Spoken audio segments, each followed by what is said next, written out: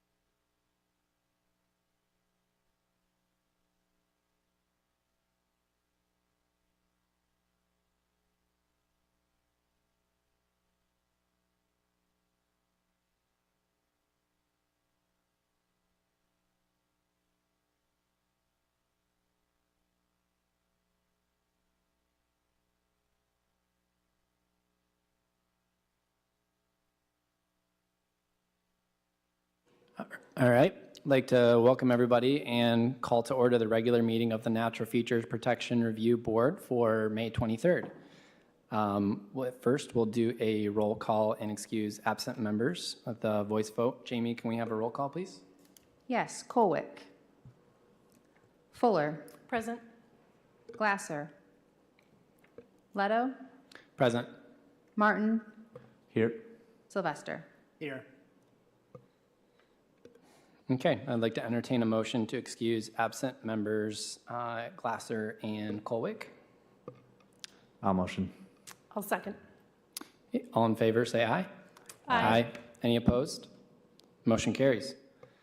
Okay, item C on the agenda is the agenda.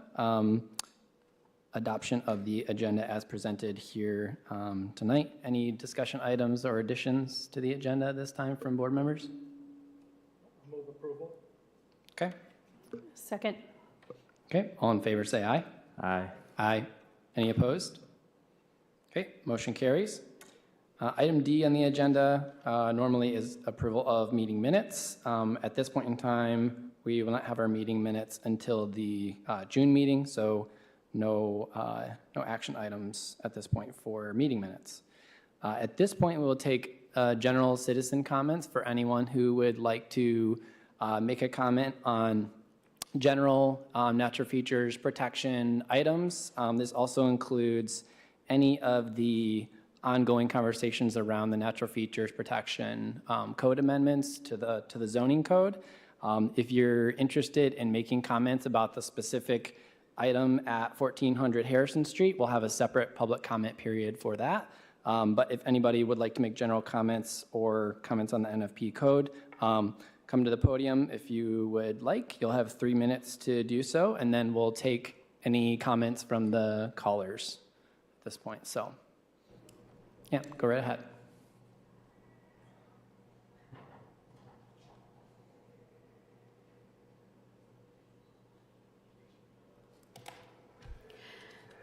My name is Vicki Vanis. I live at 326 Lake Street.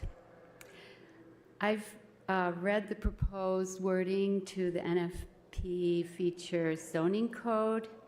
The problem with the wording to the zoning code concerning the natural features protection overlay is that it does not give you the option of saying no, of considering the prospect of contributing to urban sprawl over the protection of a natural space, of deciding that a property is just too precious to our ecosystem to allow a business to be built there, of deciding that putting housing for low-income people that would destroy a watershed in a flood zone that is already a low-income neighborhood is not a good idea, especially when the sole purpose is of making a few people a lot of money at the expense of the future of many.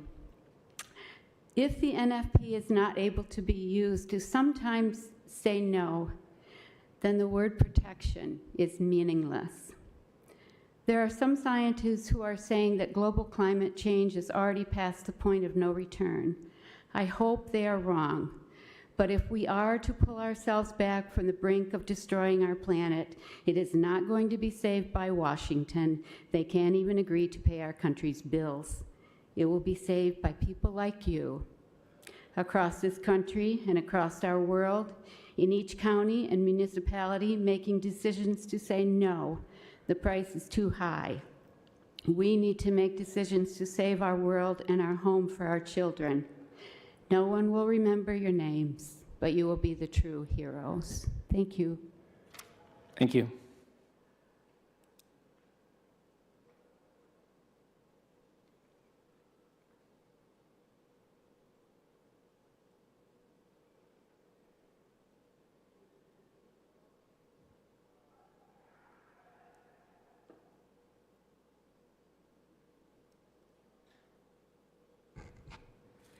Hi, my name is Tina. I live on Lake Street in Kalamazoo.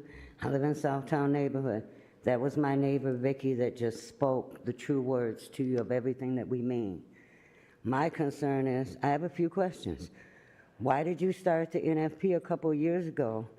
Because you acted like and made us think, and everybody I know think, that you were a board that protected trees that we need to breathe, green spaces that are natural, that helps us with flooding, gives our wildlife a home, in which the city of Kalamazoo, there aren't too many left, and preserves that are beautiful places for us and our wildlife to enjoy and call home. Now you want to change things around so you can now destroy that you were supposed to protect. So now you say you will change the NFP protection if a developer on one of the few green spaces, wooded area, or preserves that we have left, and there aren't too many. You will now let the developer destroy what you created to protect. So tell me, why are we rezoning my last little green space in my neighborhood? We flood constantly. Again, it's Lake to Stockbridge. And why are we rezoning Drake and Stadium Drive? Another car wash again? That's next to a preserve. Our last green space is supposed to be in the NFP. Has over 100 big trees, big and small. It's 60% wetlands, 40% is on a floodplain. Has a natural watershed which takes on a lot of water. Has a lot of wildlife. This is our wildlife's last home in my neighborhood. Lake to Stockbridge green space helps us with flooding. And we are the lowest spot in Kalamazoo. And the water table is very high. So between the ponds, Axle Creek, and the broken, non-working storm sewers and storm drain issues in my neighborhood, we are a poor neighborhood, and we need this green space to survive. Our streets flood and stay flooded for days. Every time you take away a green space in our neighborhood, you build up higher than our homes and you flood us more. So in other words, you do nothing to protect what we all need to live. Air, land, trees, natural spaces that catches and filters pollution. The pollution that we all know the city of Kalamazoo has a lot of going on. So what is your purpose? Tell me. Why do we need the NFP if they don't protect what is valuable to us and our children's future? Thank you. Thank you.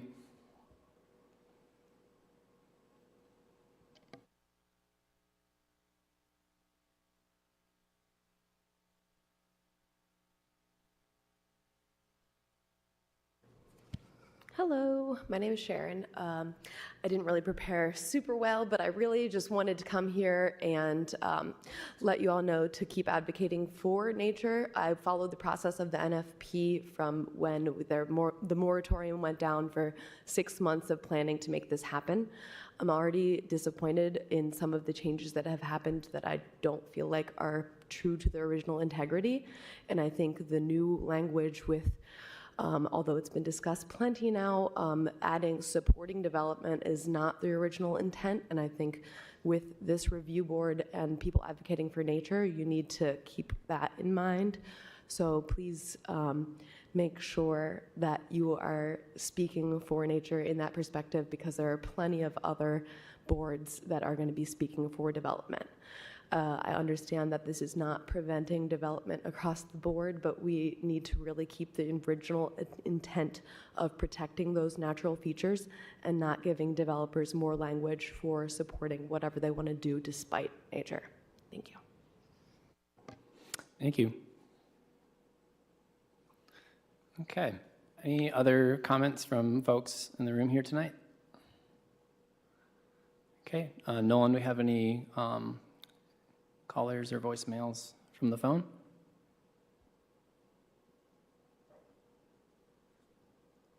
No callers at this time. Okay. Thank you very much. Now we'll move to item F on the agenda, board comments. Is there anyone from the board who would like to make comments before hearing our new business?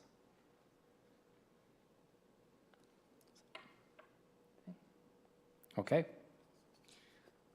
All right. With that, we'll move to the first item of business for tonight, and that is the Nfp Site Plan for the project located at 1400 Harrison Street.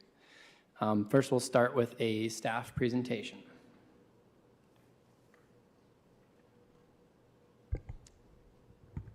Hi, everyone. My name is Nolan Bertram. I'm a community planner here to give the staff report. So the subject property is a portion of the Graphic Packaging International Campus located in Kalamazoo's Northside neighborhood along Harrison Street.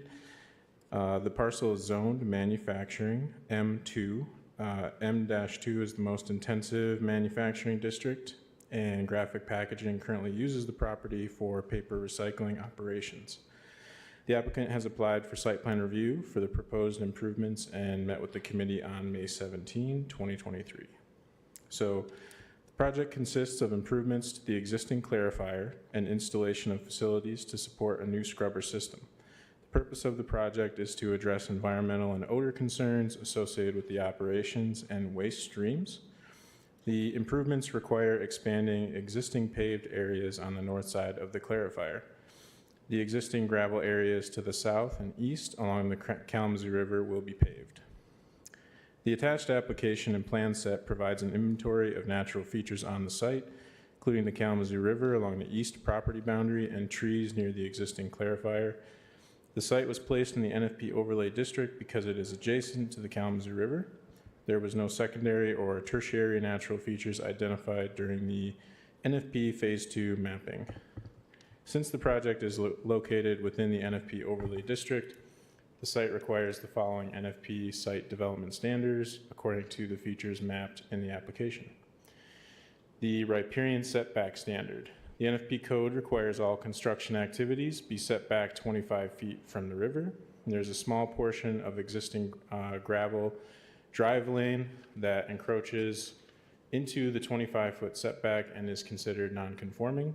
Chapter 9 of the City Code of Ordinances allows for paving of non-conforming drive lanes if they will not be expanded. For this reason, staff find the small area within the 25-foot setback is an existing non-conformance that is permitted to remain in place and be paved. NFP code also requires a vegetated riparian buffer within the 25-foot setback. The plan set notes the existing riparian buffer will remain in place during and after construction. The tree protection standard. Trees of certain species and size must be protected during construction. NFP code allows for the removal of trees under limited circumstances, including for access to existing structures. The plan set includes the required fencing specifications around remaining trees on the parcel and will be inspected by city staff during the construction phase.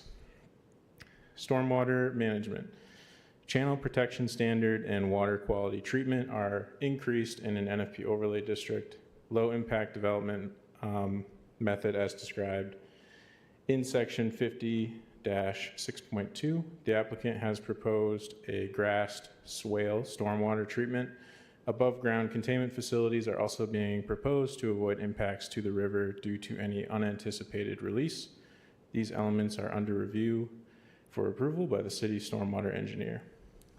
After staff review, the plan appears to meet NFP standards and qualifies for conditional approval based upon the following. The applicant provides documentation of the tree species and any replacement requirements according to Chapter 50-6.2, and an MNFI rare species review is provided, demonstrating low risk of impacts. So with that, it's recommended the Natural Features Protection Board approve the NFP site plan application for 1400 Harrison Street, conditioned upon that MNFI rare species review and characterization of the tree removals. So with that, I'll let the applicant come up and give more context about the project.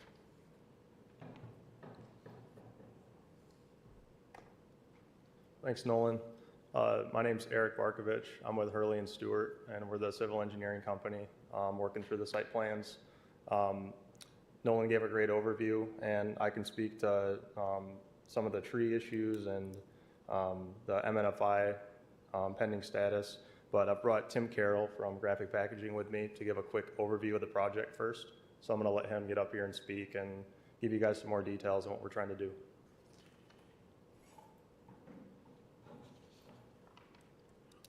Hello, I'm Tim Carroll. I'm the engineering manager at Graphic Packaging.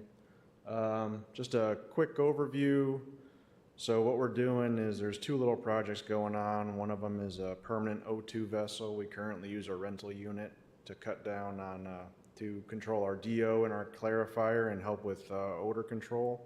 And then upgrading or installing a scrubber system that will help anything from our cleaning system that might be getting into the air. And the reason for making it a paved spot instead of gravel is for safety of forklift traffic in that area that wasn't there before but has to go there now. We can't do it on gravel. That's pretty much it in a nutshell.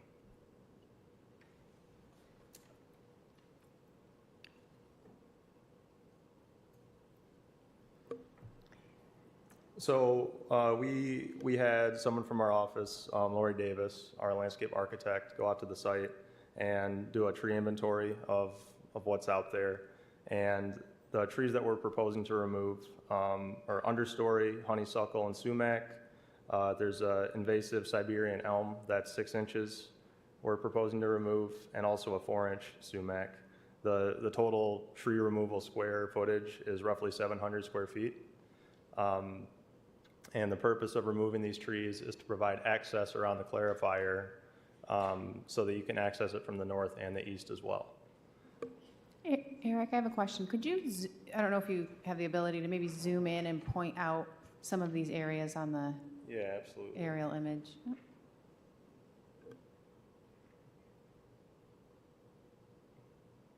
All right, so I think the plans are pulled up here too. So I'll scroll down.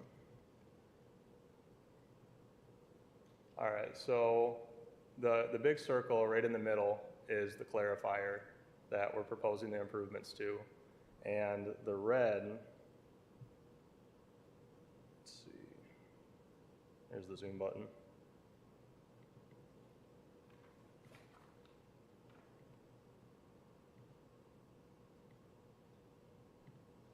It's not working for me. But the red where the mouse is where we're proposing the tree removal. And that's to allow clarifier access from a crane. And I believe, is there other vehicles that we need to get back there as well? Right. And that can be seen a little bit better on our site layout plan. And I guess this is a better visual with the aerial. But you can see our proposed tree line is reduced by 700 square feet in this area where we need crushed concrete to get around the proposed O2 container and O2 vessel to get to the clarifier. The proposed pavement improvements for the scrubber portion of the project are further south. The blue line represents the 25-foot setback off the river, which is the riparian buffer area. And there's just a small section of asphalt that we're proposing within that 25-foot buffer. That area is already crushed concrete, so we're not proposing any expanded pavement footprint. It's just paving what's already there as crushed concrete. That's a general overview. Happy to answer any questions. Thank you. Open it up for board questions for the applicant. So the paving you're proposing to put in is for installation vehicles or for maintenance vehicles? Forklift traffic and maintenance vehicles. Okay. And thank you. Yep. Wondering on the image there in the bottom section, the hashed gray area, what that is, if that's existing impervious surface, and then the square that's outlined in white there to kind of the north and east of that hashed area, if that is also just like an impervious surface kind of work area, or? Yes, keep forgetting the mics here. That's also existing crushed concrete, so we're proposing to put that back. And then the gray area to the west is also existing crushed concrete. We're proposing to pave that. Okay. And would that be used for vehicle storage or equipment storage, or what's the function of that area? I think I vaguely understand what the clarifier is doing, but could you kind of explain how the function of that fits into the larger picture? Yeah, Tim, is that something you want to take? Talk about the shaded gray area. Yeah, and I think just an explanation of the maintenance around that area and the truck traffic.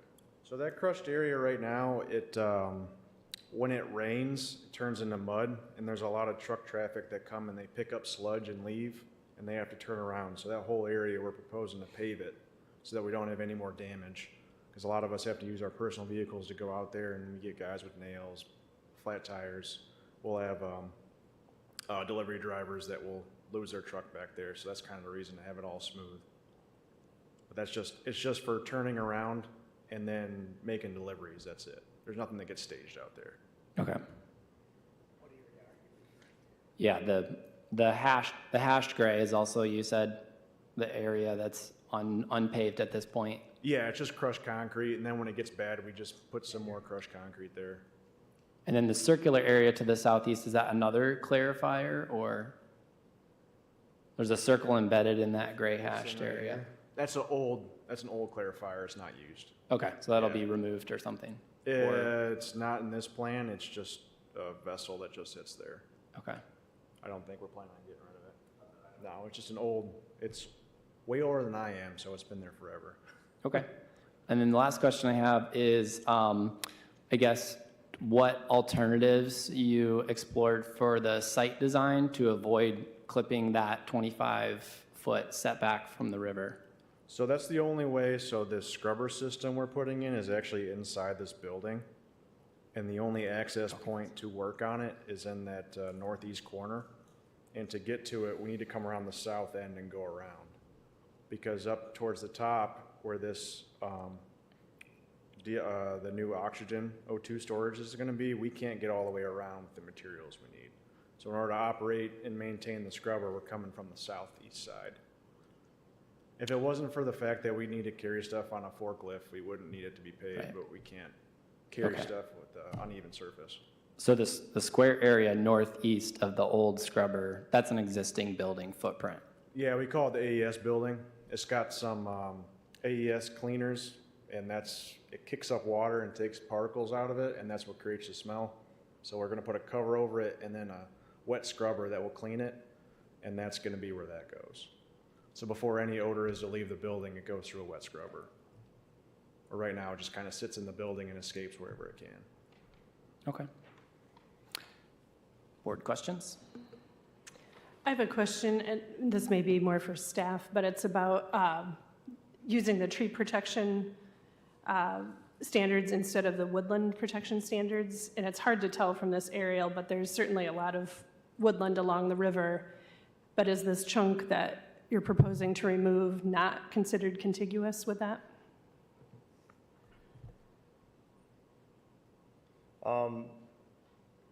This chunk is set back pretty far from the river. That might be a question for staff as far as how that's categorized. And Eric, I think that the controls on the right and left mouse might be opposite of what you're used to. That's why. Yeah, if you were to zoom out a bit, that sort of cluster of trees didn't seem to meet that contiguous density and acreage, in part because it is such small understory. So we ask an applicant to, is the best of their ability to classify the removals under one standard or the other, and so the tree standards seem to fit the best for this one.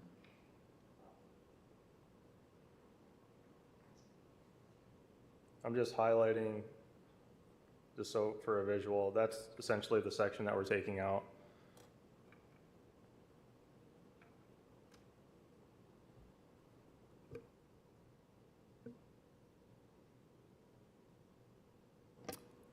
One more question. Is there, looking to the kind of the north and east of there, maybe south of that woodland chunk that's identified there, that grassy green space around the clarifier, is that used for access or anything, or would there be any opportunity to use that green space to kind of offset some of this by planting a few trees or something like that?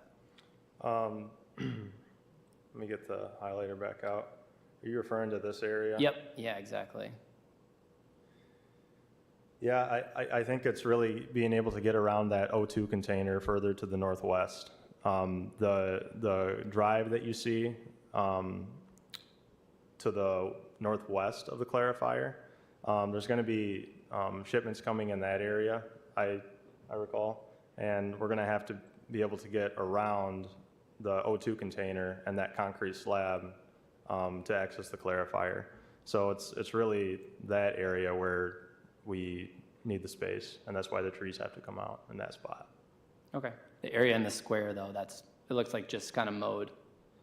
I believe so. It's just a mowed area. Vacant green space. Yeah. Okay. And Eric, I appreciate the information that Lori shared in the photograph and characterization that she provided in this. What I don't see on here is which of these qualify as protected, like meet that, or are you assuming that, are you determining that none of these are considered protected under the ordinance, and so you don't have a replanting requirement? That's correct.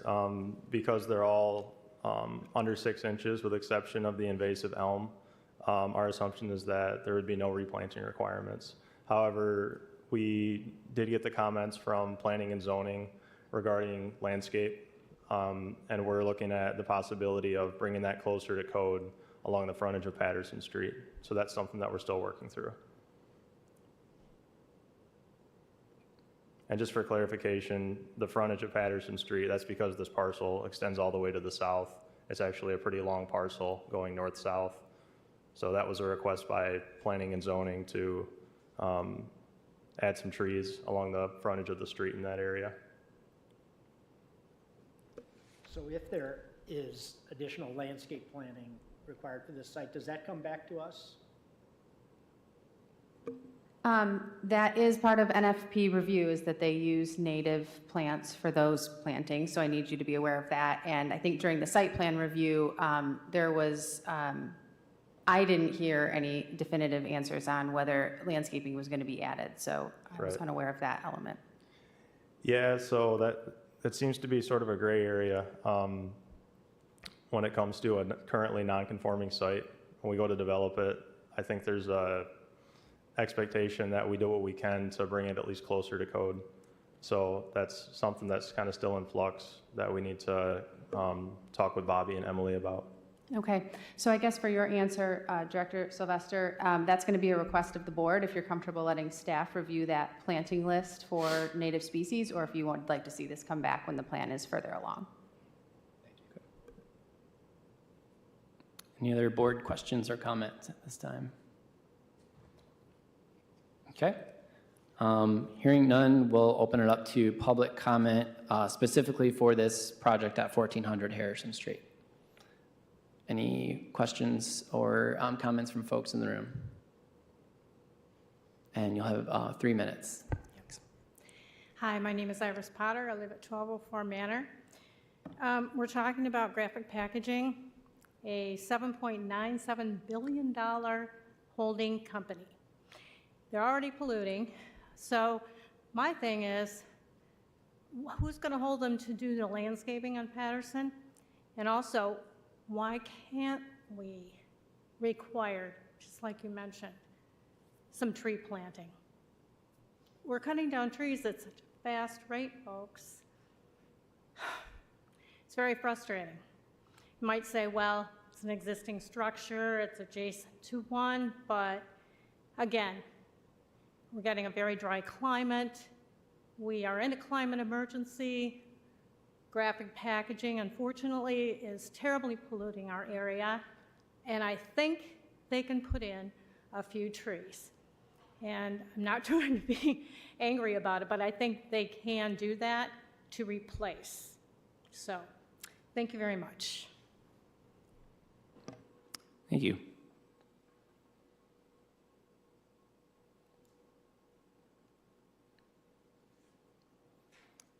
Any other comments from folks in the room here tonight? Okay. Anything on the phones, Nolan? Callers?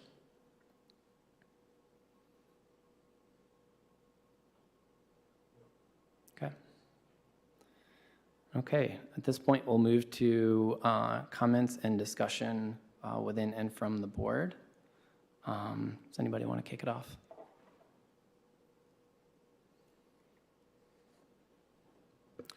I guess I'll start. I feel like the items we're looking at here are the removal of the vegetation and also the non-conforming section around that, the river, 25-foot river buffer. So I guess in my mind, the amount that is non-conforming is pretty small and it's existing, but it's also non-conforming with current code. So it makes sense that there might be some kind of mitigation of that. The removal of the vegetation by the access point in the clarifier, not protected trees or invasive species, but obviously along the river they do have a function. So I'm wondering, it's apples and oranges, but I'm wondering if we might be able to look at having the applicant use some of that unused green space to kind of offset some of that impact, even if it is sort of existing on the site.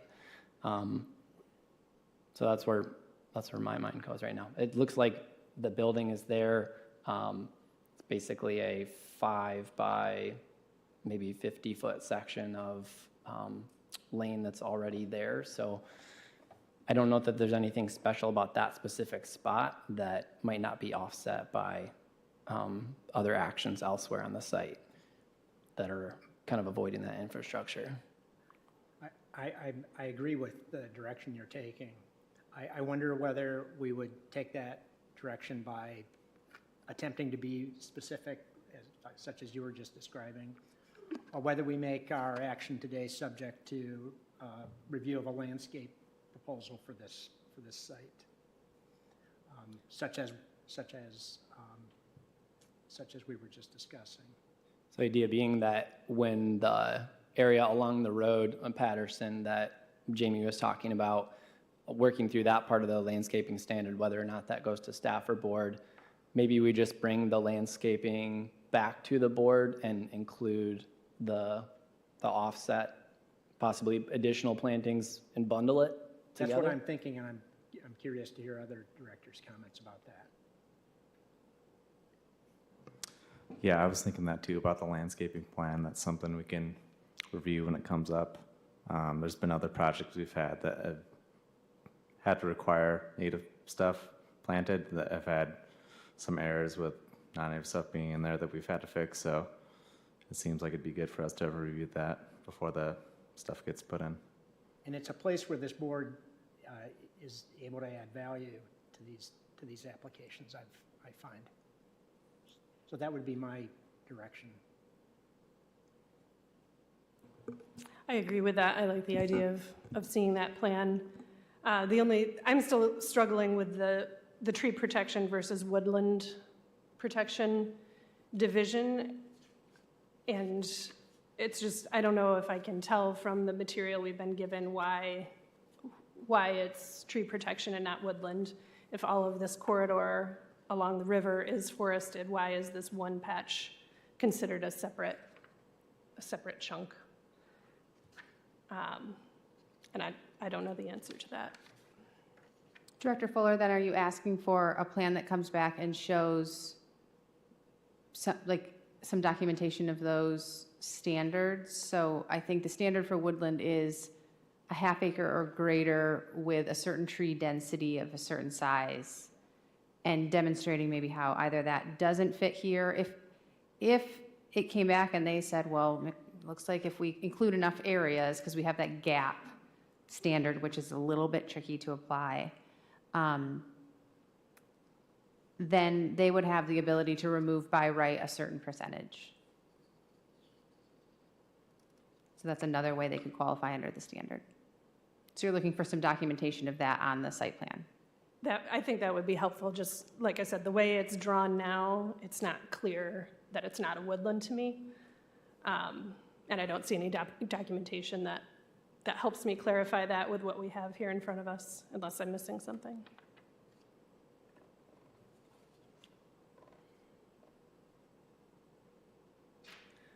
Yeah, I guess another thought is that, we have different features we're comparing, and so it's really hard to say this amount of impervious surface equals this amount of trees, because we don't really have a formula for that. So maybe a return to the NFP board with some of the concerns that Director Fuller expressed, and Alan and Kyle as well, but maybe thinking about what would we want to look at as a number of trees or area to offset that, since we are kind of looking at apples and oranges. So we're thinking then about how to actually word that Right. in an action. So since we're in discussion, that we're discussing a motion that would approve this NFP site plan subject to review of a landscaping plan, and subject to an analysis of and help me with the wording here, of the woodland standard versus The tree protection standard. tree protection standard. Something like that, I think, would be the motion that it seems like we're working our way toward. Yep. Does that sound?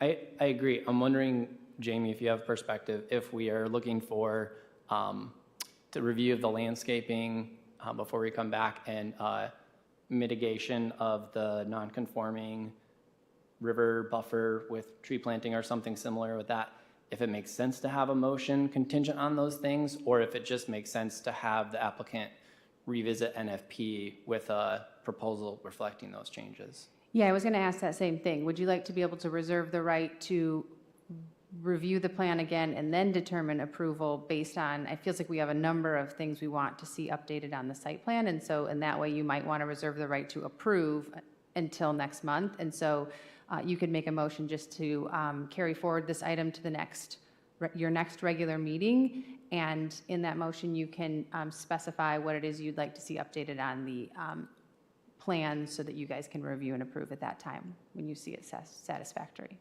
Does that make sense? It makes sense to me. Does that make sense to folks? Yep. Okay.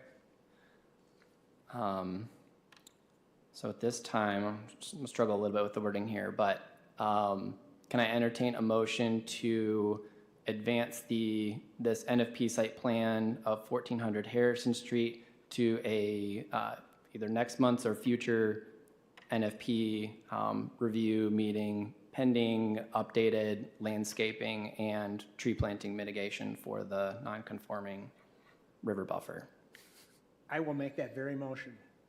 I'm going to make one revision or ask about one revision. Can we make sure the motion says it'll carry forward to the next regular meeting of the NFP Review Board? Because that gives everyone from the public a notice that this is coming forward at the very next meeting instead of more vague future meeting. Sure. Yes, that is included in the very motion that I was making. Yes. Okay, perfect. I will second that exact motion. Okay, support? Yep, support. Jamie, do you want to do a roll call vote on that? Yes. Fuller. Yes. Leto. Yes. Martin. Yes. Sylvester. Yes. Thank you.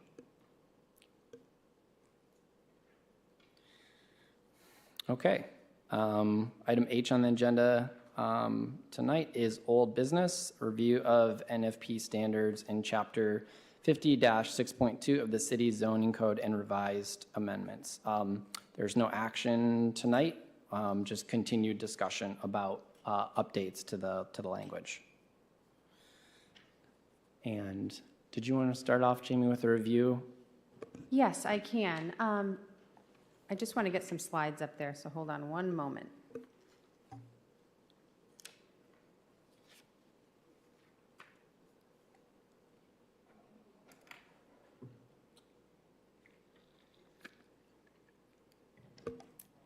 Okay, we're going to pull up some slides, but essentially this is a continuation of the discussion that you all started last month at your meeting, and it's in regards to a larger citywide commercial rezoning that the city is working on. Primarily rezoning, a map rezoning are almost all commercial properties in the city to match some new zoning codes to kind of bring it up to the way the master plan and the future land use map had sort of envisioned. As part of that, we have the opportunity to look at all of Chapter 50, which includes the NFP overlay district. And as we talked about last month, there's really been this, I guess, this growing need to make sure we're being make sure that the language in NFP helps this board and folks who serve on this board to be able to interpret the code and then apply it for especially things like recommendations on variances, for instance. And so last month I presented, I think it was probably 4 different parts of the code where we're recommending some changes and some amendments. And then you all provided some feedback. And it seemed like we were spending a little bit of time thinking about whether those changes were, were a fit or if maybe they needed to be updated a little bit. And then also our city planner and planning staff have been going out to the community and engaging and talking a lot about this ordinance update overall, and has certainly gotten a lot of feedback about this NFP section. And so we took some time and looked at those comments and certainly the discussion that was had here last month, and I wanted to kind of reintroduce some updates to that language and start, getting your feedback again. I don't think we're at any point yet where this is, hitting an agenda for a recommendation or approval. I don't, this board isn't taking action on that, but I wanted us to look especially at the NFP language today. There will be another draft coming out shortly with, for again, overall commercial rezoning. And so this board's going to, again, have another chance. I expect that probably next month we can really hone in on what we think might work for NFP language. But you'll be able to see some other things too. The landscaping code, for instance, for projects across the city, commercial projects, that's going to be, you're going to see some updates in that area in the next draft. And then, as you want to take a look at and think about how, natural features throughout the city might be impacted or improved in those different parts of the code. I know I've heard some people talk about some lighting and things like that that impact wildlife. We're certainly open to talk about those next month too if you have ideas or suggestions. So next slide, Jamie. Intent was a big one that came up. I know we had some comments this evening as well. And so what you see up here is maybe my next recommendation, next step in trying to clarify the intent, because the intent is referenced one place in NFP, and that's when this board is evaluating and recommending a variance. Does the variance sort of meet the overall intent of NFP? And so A up there, A is intent, that first sentence is what was it's what's in NFP today, and what had previously said is intended to support development and protect something of that nature. And so it's kind of back to what it was or is now. And then instead of that language, which last month you all talked about, isn't as value neutral, I've put in these two sentences. That second sentence there in italics, or that first one in italics, is what we talked about last month. So it's not intended to prevent development from occurring, but to guide site development, to balance growth and redevelopment with the protection of our existing natural features. And then we have the suggestion at the very bottom, which again is really meant to help as sort of evaluating criteria for this board when you're looking at a variance. And so that sentence says, standards are intended to create a site design that is responsive to those natural features and minimizes impacts to the extent possible. And I guess I wanted to know if you felt like these added pieces are going to help clarify when you are evaluating a variance, or if we can, keep it more simple and tighten up that language. I want to make sure it's not like adding in too many pieces that you have to evaluate against, but also being very clear both to this board and to applicants who are coming forward and seeking a variance, that they know what that plan is looking for. And it seems like as you all have been evaluating those variances, what you're looking for is a clear plan that shows that they've weighed those alternatives and picked the one that is creating the most minimum impacts possible, but still allowing the property to be used for its own purpose, access that building if it's an existing structure, right? There are always these conditions that have to be worked around, but that the best possible solution is the design that they landed on.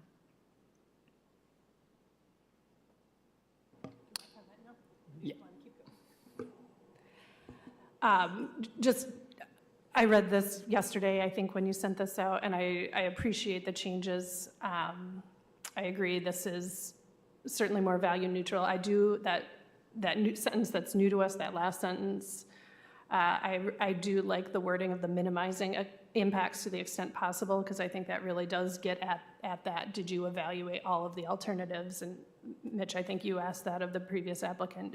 What were the other alternatives that you looked at, and how did you arrive at this? And I think pushing that a little more so we can see a little more of the decision process is really valuable for me.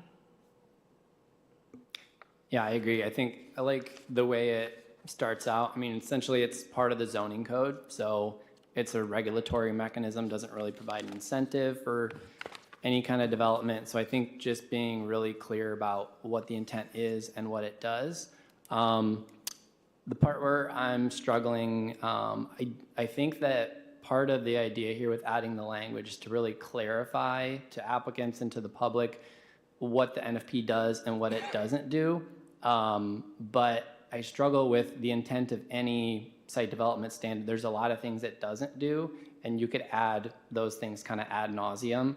So I guess I would prefer to just see it focus on what the function of the standard is. And so I could see on so I like the first sentence under intent, the kind of original one. And then I think with the second sentence, you could essentially start it at guide site development and take out that first portion. It feels a little bit defensive and talks about what the NFP doesn't do. There'll probably always be some confusion that it's not setting aside natural areas, it's not a full protection, it's balancing the two. But I think going right to that balance piece, in my mind, would improve upon that, and eliminating that sort of what it's not intended to do piece. So yeah, I don't know how that reads for others, but So you're suggesting the removal of the language, the standard in this overlay district, the standards are not intended to prevent development from occurring? yeah, like you could go, the standard isn't overlay district, and then sort of skip the middle part, and then go right to the piece about balance, or guide site development to balance. So that it's not, to me, it reads a little bit like a defensive posture, talking about what it doesn't do. But I think we need to focus on what the purpose of it is, I guess. So thinking about what it does do. Right. Were that the case, I appreciate that point, in the use of the term defensive. And so going back to an affirmative statement that we took out after our review last month, we could come back to the beginning and talk about the NFP overlay district is intended to guide development. It is intended to do something constructive and valuable to the development process. So I'd be comfortable if we made that. But I think it is good for public and civic understanding that we talk about this because this is part of the development process.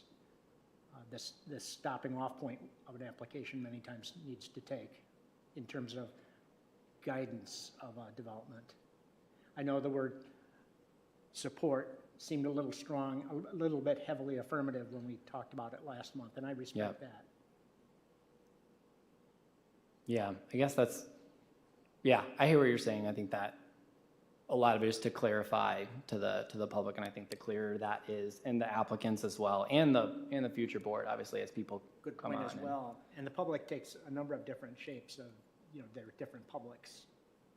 Right. Right, there's the development public, there's the citizen public, there's even, in this case tonight, a very large industrial user who is part of the public. Yeah.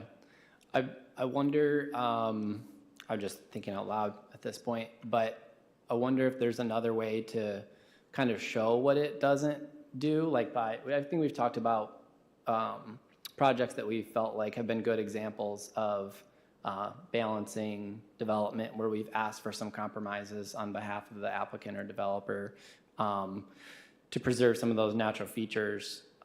Realize you can't fit all of that in a site development language standard, but yeah, I also wonder if there's other ways to show all the things, how it functions and what it doesn't do. Perhaps, yes. So just to clarify then, Alan, you're comfortable with the language here kind of as is, or are you I am flexible? I am, yes. Okay. But I respect the fact that there are other orientations to viewing that. So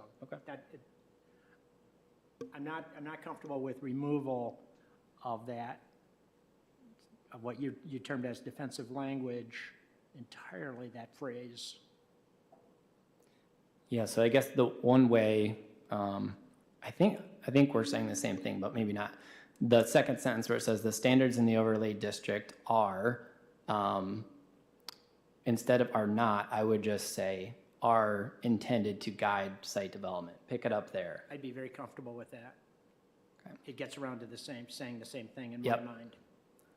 Yeah, exactly. It's just sort of, the inverse of that is a lot of different things. What it doesn't do is a lot of different things after you kind of clearly read what it does do. But I don't know if there are other On the thoughts other hand, the though, that could be wordsmithing. accomplished in that first sentence. And by moving it into that first sentence where we take out that more loaded word support and place the word guide in there, and this is getting into rather intense wordsmithing, but when you're stating an intent like this, there's sort of a prioritization of what you start with, what you're saying, and how far into the body of this are you saying that. Right. So Jamie, to clarify, this has some italicized additional sentences and then the original one in normal text. So the idea would that all of this would fall under item A here, right? Like it would all read together. That's correct. The second sentence wouldn't be replacing the first one. That's correct. Okay. So yeah, I think I like the evolution of the wording and that the first sentence is just say it's intended to protect these features. That's why it was created, and then becomes more nuanced as it reads, and then telling a little bit more specifically about balancing, protecting natural features. So I think that your point of like what you start out with is important. And I think we come back to intent on projects that we really struggle on, like if they're asking for a large variance or it's hard to kind of use a equal measuring tape, we come back to the intent. So yeah, I agree. I think what you start out with is important.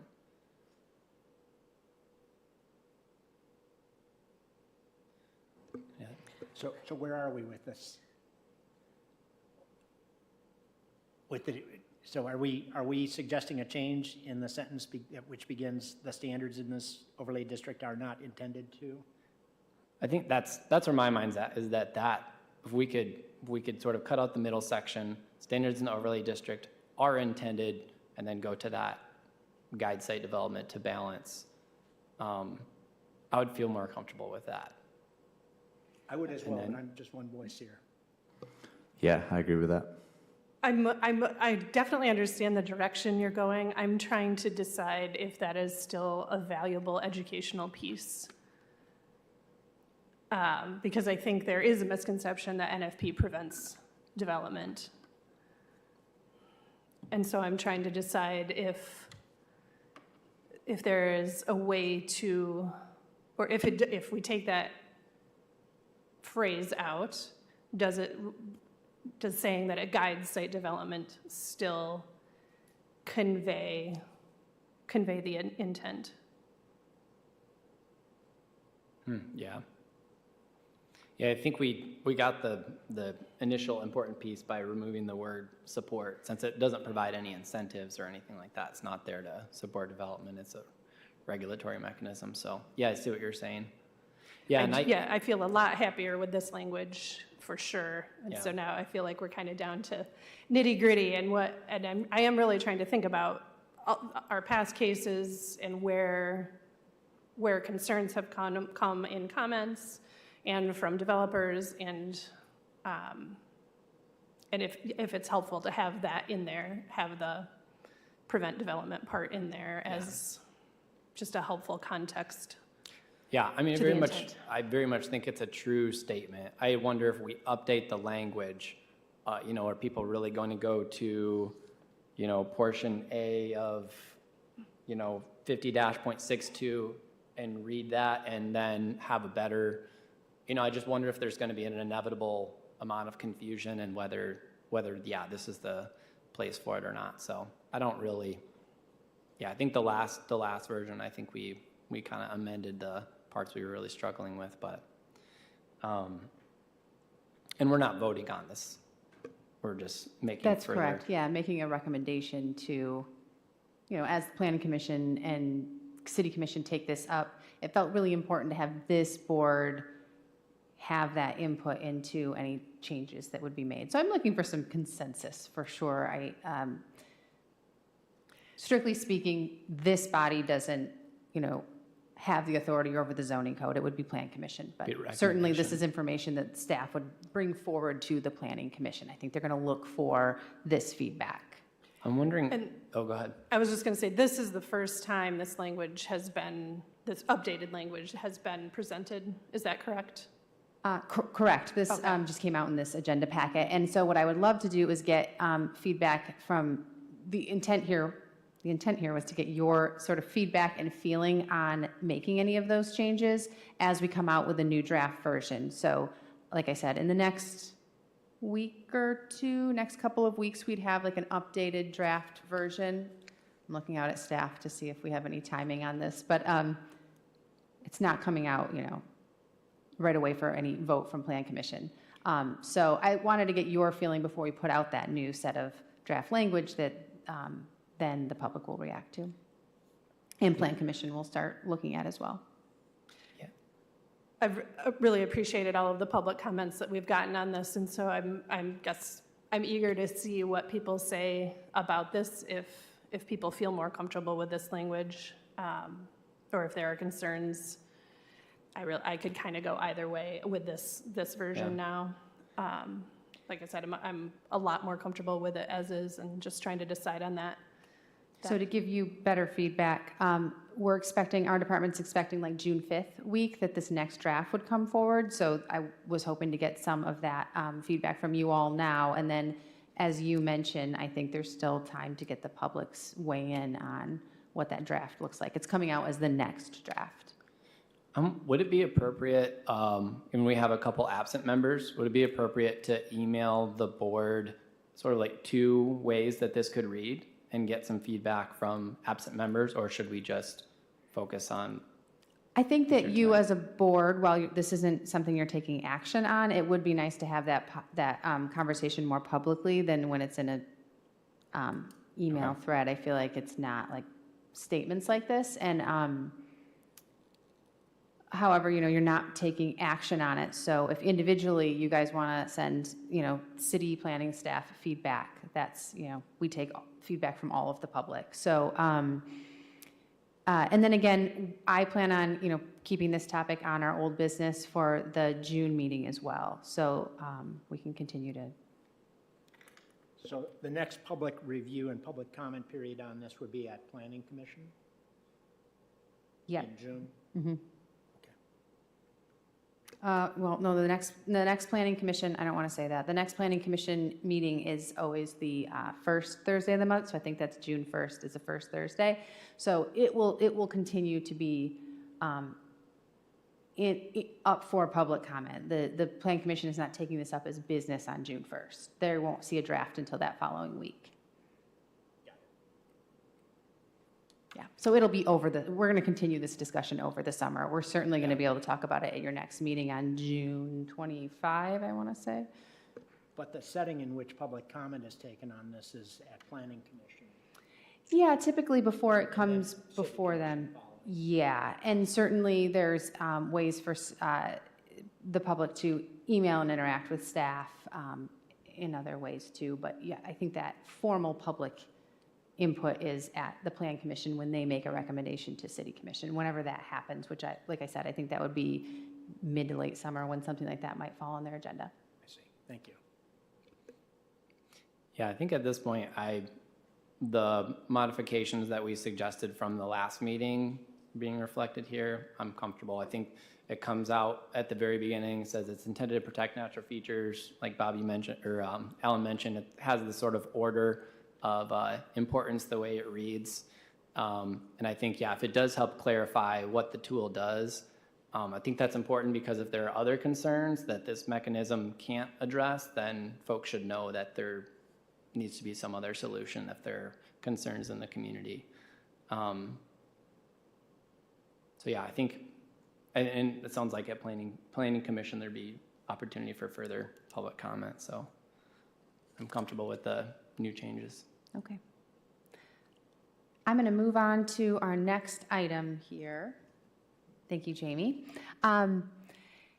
There are some changes to part of the site development standards under number 2, use, and that was really driven by the fact that the wellhead protection overlay portion of the zoning code got removed and it's made into its own standalone ordinance, and so just for practicalities standpoint, there was some reference to an appendix that didn't exist. And so we were keeping the wellhead protection use restrictions for the 5-year and the 10-year, and that's still in there. But there was the proposal to remove this outdoor storage of loose material prohibited within 500 feet of a water resource or wetland.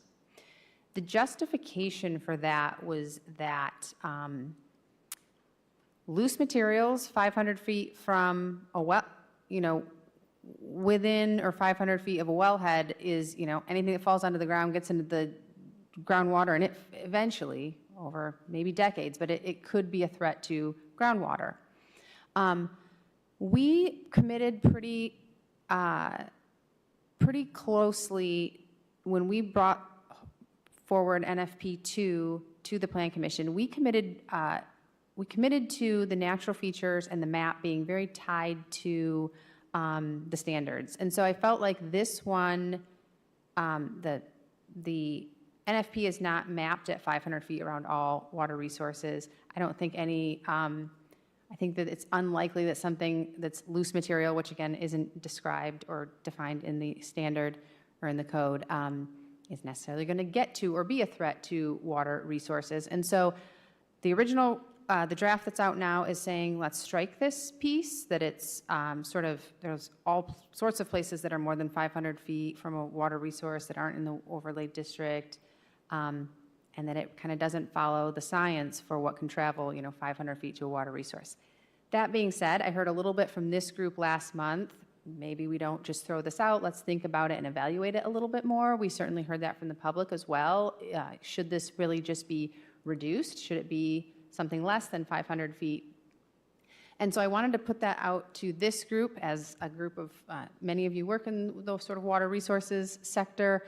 And so I'd like to know if you had any thoughts on what's most protective and necessary, and especially when you're kind of looking at a site plan, what are you looking for? This could certainly be none of the storage within that 25-foot riparian setback, and I think that would tie very close to the standard, and everything within 25 feet of water resources is mapped, and it kind of keeps to that logic that Plan Commission was looking at when they first adopted the updated map. So I'm going to leave that open to you all to kind of think about what makes sense, or if you think the storage of outdoor materials doesn't tie closely enough to a site plan and we would be comfortable removing it. So can you remind us where wellhead protection language, I'm imagining that it has its own sort of set of regulations that occur outside of NFP. So is this sort of duplication of that as an extra reminder to applicants developing sites that this is also something, because there are other general environmental regulations that applicants have to follow just as law? Yeah, good question. So I will point out that and if you look at kind of where the NFP overlay exists in the city, and then if you compare that to where the 10-year and 5-year wellhead protection zones are, those don't perfectly overlap. And so where this portion of the code, and I have a specific example for this one, where it became very valuable in, I think, covering gaps in environmental regulations that otherwise wouldn't have existed before NFP, was at a site sort of along Mill Street, very near the Kalamazoo River, probably within just around 25 feet of the Kalamazoo River. It was a cell tower location. It is a cell tower location that has a backup generator, and when they came forward, they were putting up an additional cell tower, an additional backup energy source, which was a generator that was going to be diesel powered. Diesel was one of those uses or containment that isn't allowed within a wellhead zone, but this area along the Kalamazoo River isn't in a wellhead zone. But now that NFP had it in there, they were asked to switch to a different fuel source that wasn't a liquid fuel that could threaten a water body. And that was very close to, though, right? So you can see where maybe a 500-foot distance doesn't make as much sense because that's a lot of overland travel. But yeah, the NFP and the wellhead don't always overlap, and so it isn't it isn't a duplication. It isn't redundant. It will protect certain areas of the city in and of itself. And we still have those use restrictions. This is just the outdoor loose materials section that was kind of borrowed from that language, that now, having applied this for 3 years, we're kind of trying to make that decision. Is this a super necessary piece? I think that the use restrictions make a lot of sense. The outdoor storage with 500 feet felt kind of a disconnect, like it was a rule that wasn't really backed by the protection of a natural feature. Because you could be expanding outside of the actual parcel that is being reviewed, right? Yeah, With it's the gonna, 500 feet. it could fall all sorts of places outside of the overlay district. Would it make sense to say within parcels that are designated for NFP by a water resource or wetland? Because it sounds like the gap is outside of the wellhead protection areas, but adjacent to water bodies. Yeah. So would it just, You could, would loose material within an NFP parcel make sense? yeah, or parcels adjacent to water bodies that could, except that, I guess that would restrict no outdoor storage of materials in any NFP parcels that are adjacent to water. And what if, so I guess if you had a parcel, there are not very many of them, but has, 700 feet away from a river, but it's still in the overlay district, are you okay with restricting the use of the storage of outdoor materials when it's likely not an environmental threat, I guess? I guess we always have to be careful that we're really tying the standard to a real environmental threat so that it kind of stands up against any scrutiny, that it's an unnecessary regulation, that you can very safely store, some type of loose material outdoors. Is there like a reference to what qualifies under those materials to understand like the impact that it would have? And that's where I would have to also look up, since the definitions from that wellhead protection ordinance, all of that has been taken out and put into its own ordinance. We're probably losing that definition as well, but I can pull that out for you all too if you want to take a look at that and maybe chew on this one a little bit longer. Yeah, this is one I do want to give some more thought to. I'm just thinking, so 500 feet is the distance that the state requires for you to get a permit if you're earth moving next to a well or water body. And so that 500 feet is at least rooted in state law. And I know storing of loose material is not the same as earth moving, but it could be depending on what the material is. If it's freshly excavated soil that's been dumped there, how is that different than earth moving within 500 feet of a water body? So. Yeah, let me grab that definition for you too, because we do have soil erosion and sediment control, rules here in the city that are tied to those state standards. And so for erosion control, right, as you mentioned, it's controlled or permitted, and there's silt fencing and such. And so that would be, if this standard is sort of, that one could be redundant to something like the SESC. But if the definition is maybe a little more expansive than just soil, then there could be some value there. So I'll grab the definition and send that over to you guys. Okay. Any other comments on that one? Otherwise, I'm going to move forward to lot coverage. Okay. So this is another one where I heard last month some comments about are there some parts of lot coverage rules that we want to save? Because right now, the most recent draft amendment here strikes out a lot of the whole lot coverage section. And the items that I heard last month that might still be of value are really all about location, where all the lot coverage rules still exist in the other part of the zoning code. What the NFP rule said was, hey, we're going to add on this extra level of regulation, which says you can't disturb any of those pervious areas you have to set aside on a site. And again, there was sort of this tension between, is that really being environmentally protective? Because on a lot of these sites, right, they're not, the pervious cover is most likely grass or lawn, or, it's not a natural feature in and of itself. And so we really can rely on the natural feature standards to say, during that inventory piece where a site is being designed, they're identifying and protecting all the natural features. So if there is this sort of grassed area, why are we asking them to protect it? And so when I looked at that, maybe we can still get away from that language where you can't disturb any of the pervious surfaces, but that maybe we should keep these sections here, which is all about location. And it asks the applicant to really design their site to think about where you do have lawn and impervious and things that you need to, not be covered in buildings and pavement, can those be, or must they be located sort of contiguous to, adjacent to those natural features, just to serve as one more buffer from buildings and parking lots? But I guess that's, again, where I'm kind of looking for the science behind that from you all. Is a mowed lawn more protective than placing a building or a parking lot next to a natural feature?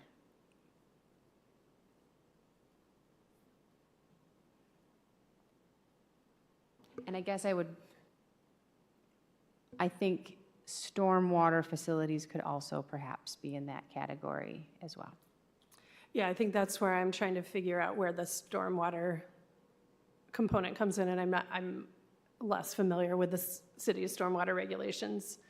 And so I could see, if you have a parking lot with runoff, I would love for that runoff to go into a lawn before it goes into a forest or a slope or a waterway. But then there's stormwater regulations that are covering that runoff anyway. So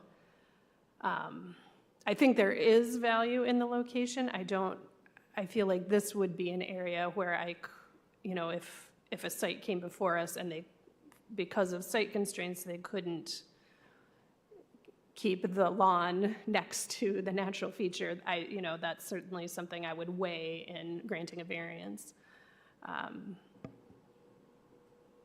This is one I find hard to analyze without examples, and so I'm trying to think back to some of those past cases we've had. I'm not coming up with a whole lot of strong feelings of where it felt very protective to have a lawn as a buffer or a grassed area. But I'd like to see what other people think. I think it does have value, the idea. I think if it's a pervious surface that's not lawn, it'll be covered by natural features, because it would have to be a forest, a wetland, or something of that nature. So I'm not concerned about those items because those are already covered under separate pieces. I do think lawn is not the best ecologically, but from a watershed, water quality perspective, certainly better to be a buffer than a building or a parking lot. And I think that's useful because thinking about the intent and the language we just discussed about guiding development. So obviously we have a lot of things that say, you can't do this. If you want to, you have to seek a variance.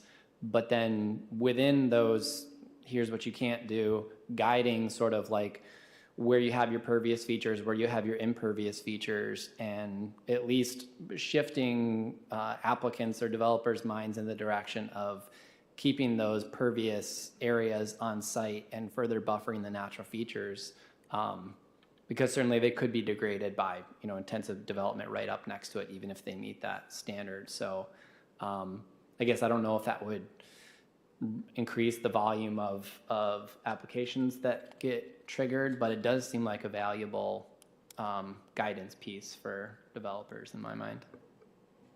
And we have had these standards in place, and so I feel like we haven't triggered a ton of cases with this. So I guess with that, and with Mitch's point, I don't see a reason to take it out at this point. Yeah, I think it's always something we can come back to if we're discussing, a variance or compromising either on the applicant's behalf or on the natural features, and there's some nuance. It seems like something we can come back to as far as maybe asking them to change their site design or something. So if it exists as a reference, I see that as valuable.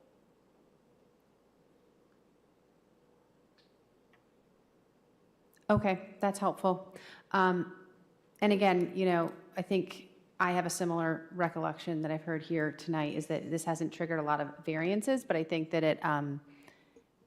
it could be something you might consider. I mean, it does give the development enough flexibility to disturb an area that doesn't have any natural features, but then replace it back with maybe the lawn that was there before. But then, just locating that such that the impervious surfaces, I think those get a little more, this kind of forces you to make those a little more contiguous as well, and then kind of use those pervious surfaces as sort of like this ring of, or this gradation of hard surface to natural. And I'm just, again, without that specific example, when you're not looking at a site, it's, just sort of the ideal in your head, but, okay. Jamie, I think there might be one more slide. Nope, okay. I wanted to just circle back to a few items. Again, I think this has been really helpful guidance and feedback for staff. We're always certainly appreciative of this board's expertise and also just the experience you've had for several years now of implementing and looking at this code and seeing how it is being interpreted by both fellow board members and applicants themselves. So the other items I wanted to bring up were from the last conversation. Director Leto mentioned the more like wildlife-friendly soil erosion control. And when I looked back at this part of the code, it doesn't fit in perfectly. I think we could carve out space for it if we wanted to add it under the site development standards for construction fencing. So we could maybe layer it with the soil erosion sediment control requirements. I mean, that's really where it lives. So I'm going to take one more look at that section of the ordinance and NFP and also get the attorney's opinion on kind of where it could live. Or can we require it? And then also perhaps the idea that this board has been bringing up about if we're putting in soil erosion control anywhere in the city, do we want to think about that more wildlife-friendly material everywhere? Or is it just, I could see justifying, it's certainly justifiable in the NFP overlay district because these areas have been mapped so that they're more adjacent to or closer to natural areas where wildlife might be more impacted than in a much more urban area that has lesser natural features, so it might not be as critical. But I'm going to take another look at that one and see if there's anything that we could add in this section or another one.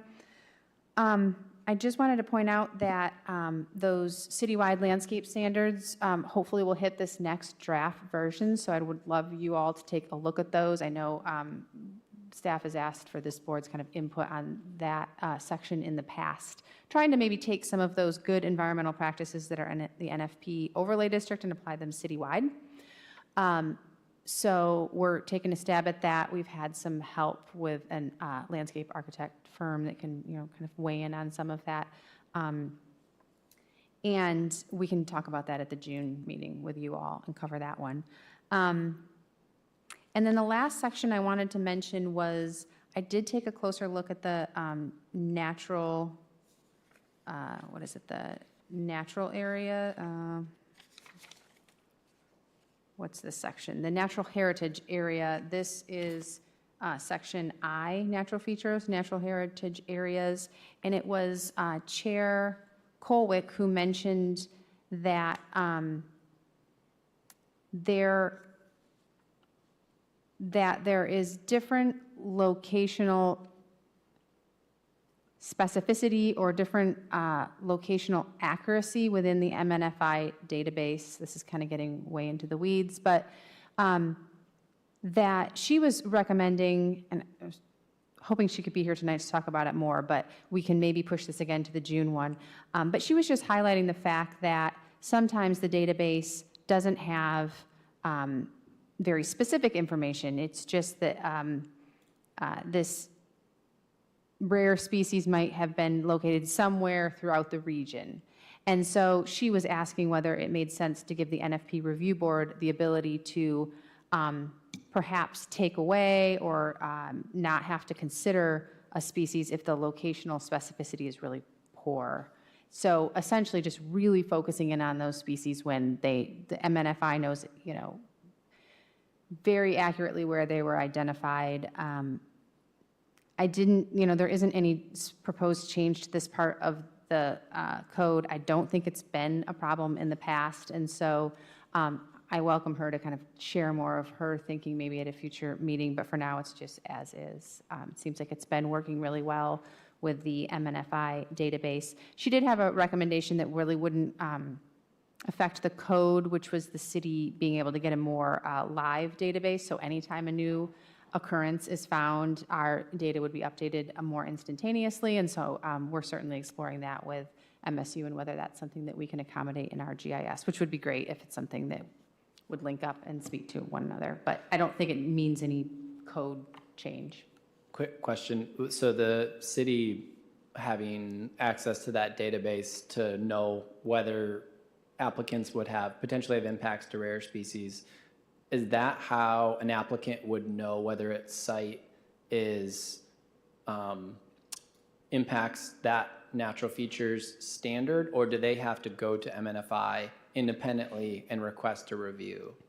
So it's tiered in the code right now. So essentially what the city did when NFP was created was we got a static database of MNFI's data, and we did like a yes/no screening. We called it like a pre-screening tool. So you can go onto the GIS and you can click on any parcel in the overlay district, and it'll tell you if there's any occurrence that's been it's in the MNFI database in the searchable radius. So thereby, some percentage of parcels in the city, they don't need to go and pay for the more intensive survey because it's going to say 0, right? And so it then helps direct those parcels that are within that searchable distance, 2-mile radius. Then if they kind of are a yes on the pre-screen, then they need to go to MNFI and Michigan State and order that rare species review, which looks right at their parcel. There's locational specificity in where those other occurrences were, if it's on that exact parcel, if it's on the neighboring parcel, if it's on the same small lake, across the lake, right? Then they'll give that report that you all see that kind of says, okay, these are the rare species and their actual locations. And then it also compares against what the development is happening. Here's if this development seems like it's going to even risk these types of species, right? And then furthermore, there's sort of a third level that if it says, yes, there are rare species very close to or on the site, there's a third tier of sort of investigation that a site might need to undertake, and that would be to get a professional to actually go out to the site and see if there's any of that type of species that they need to be working around or concerned about. So really what I think Director Colwick was talking about was that step 1, that pre-screen, like let's make sure that's the best available data. And when this was created, we got that sort of static layer, but just more recently we can have a more live option. And so we can work on that as an internal thing at the city. But it doesn't seem like it changes the steps and the requirements in the ordinance.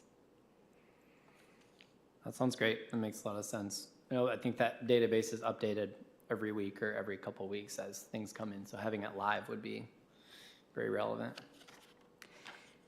Those are the standards that we had talked about last time. I would open it up to anything else you want staff to take a look at, any input, feedback, thoughts, things that we can bring up in June. And what you have in your packet was just sort of the highlights of the sections that were proposed for any amendments. But again, that sort of second week in June, and I can certainly send it out to you all once it gets published on the website, but the sort of next edition of the proposed amendments would be brought forward. So I can send those out and you guys can take a look at those and see what you feel like touches natural features or you'd like to weigh in on. Yeah, I like seeing the lighted signs item in there as well. There's existing city codes around lighting. It sounds like it, so it's referencing a lot of what those standards or technology are. I'm wondering, I'm a little bit naive about it, but downward facing versus illuminating aerial areas. I don't know if I'm just reading the lighted sign piece here, if there's sort of more within the citywide on that. it references internally illuminated, automatic changeable copy. I'm not super familiar with. Blinking or flashing lighted signs are not permitted within 300 feet of a preserve. But I know another concern is the upward illumination of like the night sky or wildlife resources versus illuminating what you're actually trying to light up, like a parking lot or something. Yeah, so that section of the code is trying to, that was a concern when NFP was created, that backlit or any sort of signage with lighting is, more of a wildlife concern if it's located within proximity to a preserve. And so that was just like an extra layer. You're correct, there are other lighting standards within the code. I can definitely pull those out or point you to those in the code. So you can take a look at those sort of generally. But this was sort of one more layer of regulation that was put on placed near preserves, or I think it might say land accessed by the public. And there was a site plan brought forward for a park. I don't think it's materialized enough to get to this board, but there were some kind of early project meetings, and certainly I referenced them to this because it's a park, like they're going to be more limited in the sign, so they're not going to be putting some lighting or anything up on that sign, right? It changes what kind of sign and what kind of lighting they can use for the sign, but I think it's kind of limited to that, and especially preserves in the NFP overlay district when it was first created. But I'll definitely point you to the other sign or Okay. sign and light Yeah. ordinances. So obviously they'd have to meet base level lighting standards for anything within the city, and then this would add the additional 300-foot buffer around a preserve, it looks like. Okay. I have sort of a related comment. I don't think it's in our section, but some of the proposed changes, I think there was some language about activities prohibited adjacent to a preserve. I remember outdoor vacuuming would be prohibited adjacent to a preserve, but I think I'm interested in maybe changing some of that to a distance. So like in here, it's within 300 feet of a preserve, and so I'm thinking of noise creating activities and light creating activities. I think adjacency versus distance. I think distance would be the better standard, so that might be something to look at anytime we're talking about protecting a preserve, is to change that. Yeah, that's a great point.